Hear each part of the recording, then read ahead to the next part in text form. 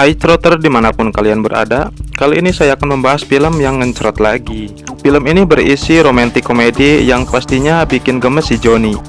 Tanpa berlama-lama lagi, langsung saja siapkan badan, ambilkan rokok dan cemilan, buka celana dalam, dan let's trot. Film diawali dengan menampilkan karakter utama bernama kita sebut saja Joko yang sedang menuangkan susu ke dalam gelas. Ketika dia meminumnya, dia pun olok terkejut melihat susu lain yang ada di belakangnya. Anjir. Karakter cantik ini bernama Alice, lalu dia pun memberikan uang kepada Joko. Ketika Alice mau pergi, Joko pun bilang kepada Alice kalau kancing bajunya terbuka. Alice pun lalu menyuruh Joko untuk mengancingkan bajunya. Anjir, enak banget. Adegan berpindah kepada si Joko yang mau melakukan encerot-encerot dengan pacarnya bernama Rosa. Pas lagi tanggung-tanggungnya, malah ada yang mengetuk pintu. Ternyata yang datang adalah si Alice, dan si Alice ini adalah adiknya si Rosa.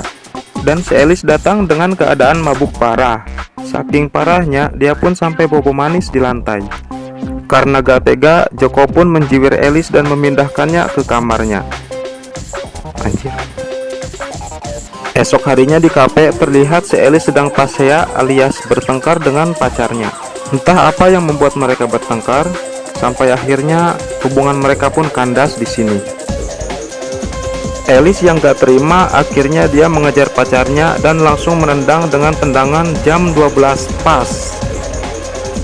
Trot, anjir, mules. Orang-orang di sana yang melihat kejadian itu hanya bisa nyengir dan merasakan apa yang dirasakan pacarnya si Alice.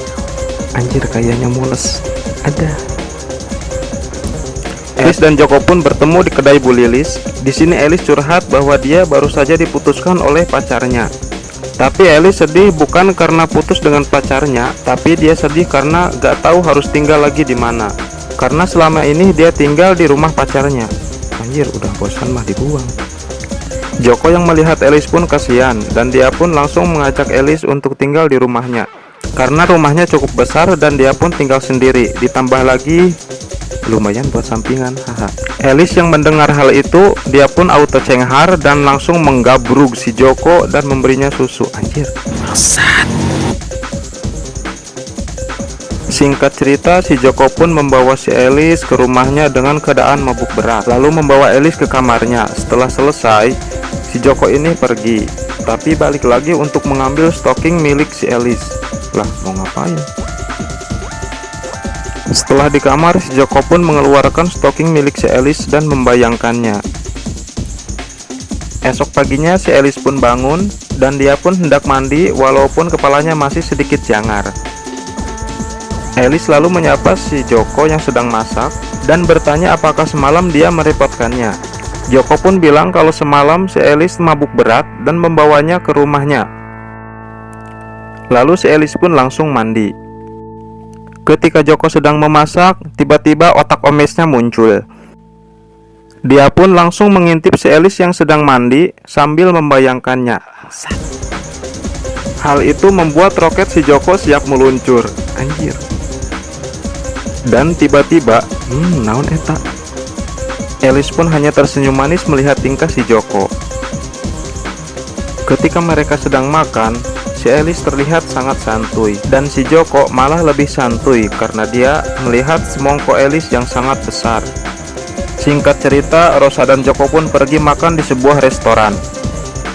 Si Joko pun terkejut karena melihat Alice yang ada di sana dengan seorang pria. Akhirnya si Joko pun ikut bergabung dengan Alice dan minum minuman bersama di sana.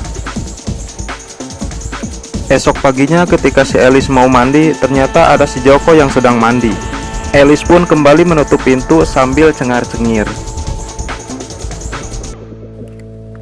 Ternyata di depan pintu, si Alice sedang membayangkan roket si Joko yang sangat seksi. Karena penasaran, si Alice pun kembali mengintip si Joko. Dan tiba-tiba si Joko malah membuka pintu, dan Alice pun terjatuh.